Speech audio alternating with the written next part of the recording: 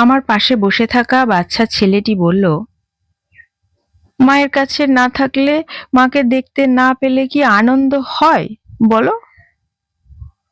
আমি ওর এই কথা শুনে ওর দিকে তাকিয়ে দেখলাম। ওর চোখ দুটো জলে ভর্তি। হয়তো এবার চোখের জল ওর গাল বেয়ে গড়িয়ে পড়বে। আমাদের পাড়াতে পুজোর সময় প্যান্ডেলের মধ্যে চেয়ারে বসেছিলাম। সেদিন ছিল নবমী। পুজো শেষ হবার পর বসে থাকতে থাকতে হঠাৎ চোখ পড়ল ঢাকির সাথে থাকা পাশে কাঁসর বাজানোর ছেলেটির দিকে। বয়স 10 কি 12 হবে। দেখে মনে হচ্ছে কিছু আগে হয়তো সে কাঁদছিল। ওকে দেখে ইশারায় কাছে ডাকলাম। আমার ইশারা দেখে মুখ নামিয়ে নিল ছেলেটি। কিছুক্ষণ পর আবার ডাকলাম। কাছে আসতে পাশে একটা চেয়ারে বসতে বললাম। ছেলেটি বসলো একটু আড়ষ্টতা নিয়ে। জিজ্ঞাসা করলাম, কি হয়েছে, কাঁদছো কেন? ছেলেটি আমার কথা শুনে মুখটা নামিয়ে নিল। লক্ষ্য করলাম ওর চোখ দুটো জলে ভরে গেছে। কখনো কখনো মন খারাপ কাঁচের থেকেও পলকা হয়, কাঁচের থেকেও ভঙ্গুর হয়। একটা ছোট্ট টোকাতে ঝরঝর করে বৃষ্টি হয়ে ভেঙে পড়ে। আমি ওকে এই অবস্থায় দেখে বললাম, তোমার নাম কি? ছেলেটি একটু ফুঁপিয়ে বলল, শঙ্কর। আরো কিছু পরে বললাম, ওটা কে হয় তোমার, বাবা? খানিকক্ষণ পর শঙ্কর বলল, হ্যাঁ, ওটা আমার বাবা। আমি বললাম, তোমার এখানে ভালো লাগছে না? পুজোতে আনন্দ হচ্ছে না? সে চুপ করে বসে রইল। আমি তাকে কথা বলাবার জন্য আবার বললাম, তুমি স্কুলে ভর্তি হয়েছো শঙ্কর? কোন ক্লাসে পড়ো এখন? শঙ্কর কিছুক্ষণ চুপ থেকে আমার দিকে তাকিয়ে বলল, হ্যাঁ, ভর্তি হয়েছি, এখন আমি 6 পড়ি। কতজন বন্ধু আছে তোমার স্কুলে?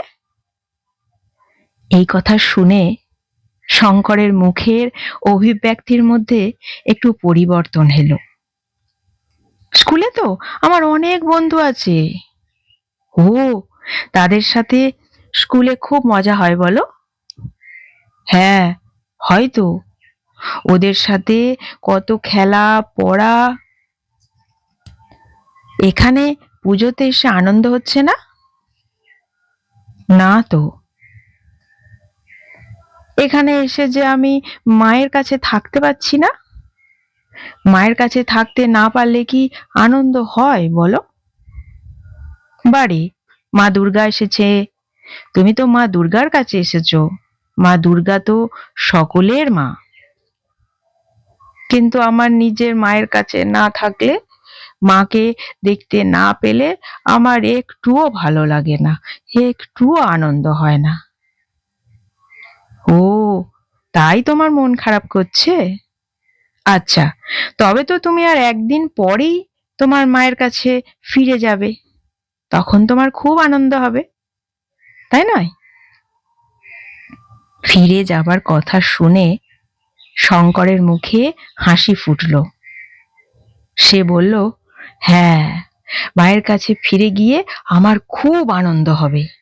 তখন মা দুর্গা থাকুক আর না থাকুক, থাকলে ভালো হতো, কিন্তু আমি আমার মায়ের কাছে থাকলেই আমার আনন্দ হবে। আর তখনই তো আমাদের পুজো হবে, যেমন এখন তোমাদের। মা, এই শব্দের অনুভব আমাদের জন্মের সাথে সাথে আমাদের অস্তিত্বের অনুভবের সাথে জড়িয়ে যায়। তাই কাউকে এমনকি কোনো দেবীকেও মা বলে ডাকলে আমাদের মনের সকল স্তরে নিজের মায়ের প্রতিচ্ছবি ভেসে ওঠে, নিজের মায়ের মুখাবয়ব ভেসে ওঠে। আর মাকে ছাড়া জগতের সব আনন্দ খুশি প্রাণহীন হয়ে যায়। সত্যি শঙ্কর, তুই একদম ঠিক বলেছিস। মায়ের কাছে থাকলে, মাকে দেখতে পেলে, মায়ের মা মা গন্ধ পেলেই জীবনে আনন্দ হয়, যেন মনে হয় উৎসব হয়। তাই হয়তো সকল দেবদেবীর মধ্যেই আমরা মাকে খুঁজে বেড়াই। বন্ধুরা, এই ছিল আজকের আমার ছোট্ট একটি লেখা বা লেখার প্রয়াস।